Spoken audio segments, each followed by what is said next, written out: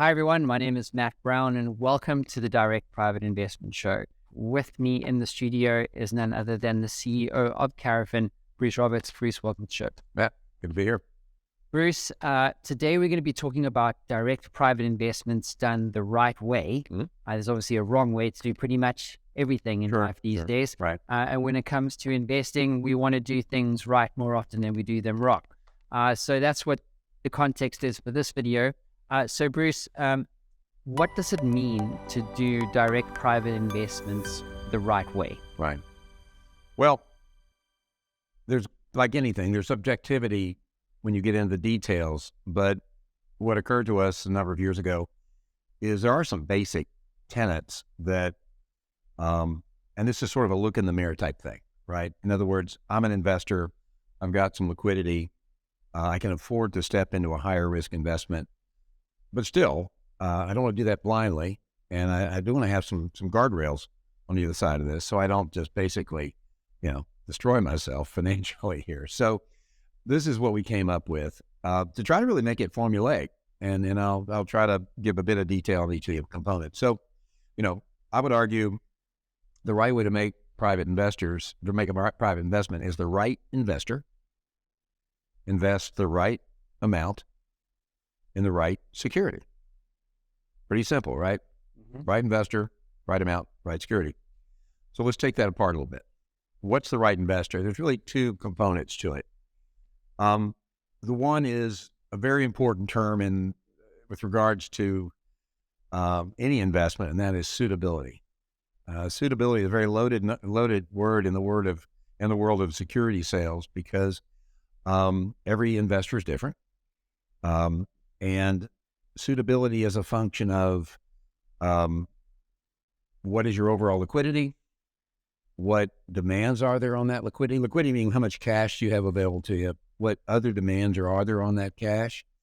Where are you in life? What age are you? Your financial needs are very different if you have a young family than if you're in retirement, for example. Emotionally, can you take losses? I mean, it's just something that you shrug off, or is this something that anytime you lose anything on any investment, it's just all consuming and it's going to wreck your psyche or something. So one is determined suitability. Okay. And as you look at private investments, you find it's a very diverse world. But the common theme among it is by and large high risk, right? And illiquidity. But then there's also a technical element of right investor, and that's accreditation. So in the United States, we have a rubric under what's known as Regulation D, which says certain investors meet what's called an accredited investor status. And this was an effort back in the 80s by the Federal Regulatory, the Securities Exchange Commission, to create a clear, safe harbor for what types of investors should be involved in private placements. And as you might expect, it tends to be financially driven. If you're an individual, it means that you have at least $1 million net worth, not including your principal residence, and it's an or, you've made $200,000 over last year. You expect that in the current year and going forward. If you're married, that number is actually $300,000. Still $1 million net worth. So that would be accreditation. So two elements of being the right investor: is it suitable? Are you suitable to this type of investment? And technically, are you accredited? Right? Go. And then you have to get into the weeds to figure out, okay, if you're accredited, what types of offerings and stuff. We won't do that today. Spare you that. Then right amount. Right amount is really a function. I sort of say, I mentioned it earlier, what is your loss tolerance? Okay. Now I'm talking about the right amount of investment per transaction. Okay. So, when you look at your overall liquidity, can you afford to lose $100,000? And sleep at night. And sleep at night and take care of other obligations you have. If you're paying the mortgage, well, put it this way, you shouldn't be paying a mortgage with funds that need to come back from a private investment like this. It should be absolute liquidity that while no one wants to lose, you have to be prepared to lose, right? So what is that nominal loss tolerance? The second issue would be, okay, when you look at that loss tolerance across your overall investment portfolio, kind of what's an amount that you can put into this bucket across the total liquidity or total investment profile you have. And, there's kind of an ironic number. The more wealth you have, the bigger that percentage bucket can be, because any nominal loss across the rest of it is still a lot of, is more money, right? So, but what is that bucket, nominally against your liquidity that you're prepared to put in this class? And the third part about right amount is diversification. So when you've gone through all of that, how much am I prepared to lose? How much in the aggregate can I put into this class of investment, direct private investment? Well, then how do I do that and still get diversity across that allocation? So let's just say, for argument's sake, you can put $200,000 in this class in general. So let's just say, for argument's sake, you've got $2 million of total liquidity. You're comfortable putting 10% of that into this risky class, but you want to get diversity. I would argue you should be in 10 investments. You should strive to be in 10 investments. You won't be day one. You shouldn't rush to get in 10 investments, but you could continually keep 10 investments there. Well, 200,000 divided by 10 is obviously $20,000. So that would tell you 20,000, 20,000, 20,000. There is a tendency to want to load up on something you're particularly excited about. If you were a professional venture capitalist, what you would do is you wouldn't put all of the investment that you might want to make in a given deal in that first round. You would make a portion of the investment and you'd hold some back.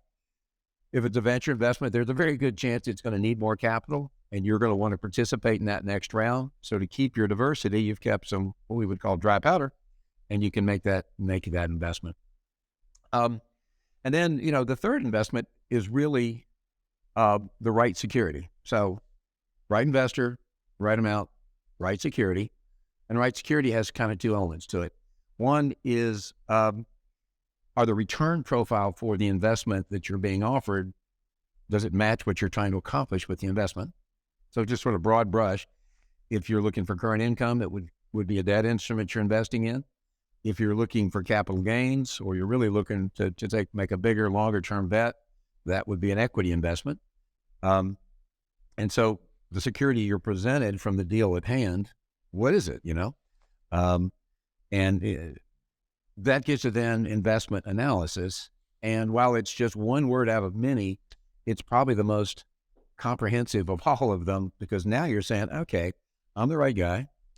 I know how much I want to put in. The security I'm being offered, actually, if it performs, would give me what I'm looking for.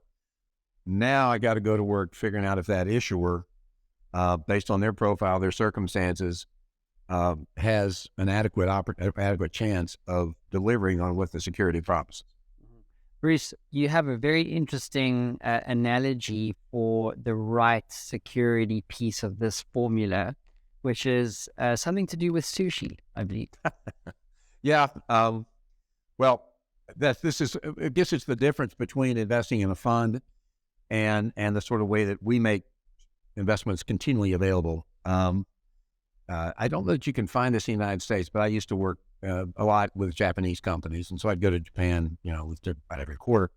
And, sushi, of course, is pretty commonplace there. And it's not unusual to find a sushi bar where you walk up to the bar and you've got like a little railroad track running on the top of the bar, except instead of, railroad cars, you've got different types of sushi. It might be tuna. It could be anything. And we'll try to pronounce them all here.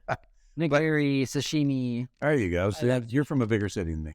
But the point is, you take the ones you want, right? And that's perhaps another way, not just for Carofin offerings, but in general, the more transactions you're looking at, the more discerning you can be.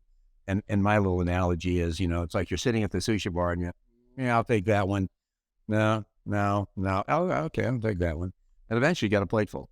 Yeah, it's a really interesting analogy, right? Especially if you love sushi like I do. Yeah, I do as well. Because, if you can never really have too much sushi, you know what I mean, when it comes to choice. But you can eat bad sushi. But you can eat bad sushi, and you don't want to stay away from that stuff. So no one wants bad sushi. Yeah, totally, exactly.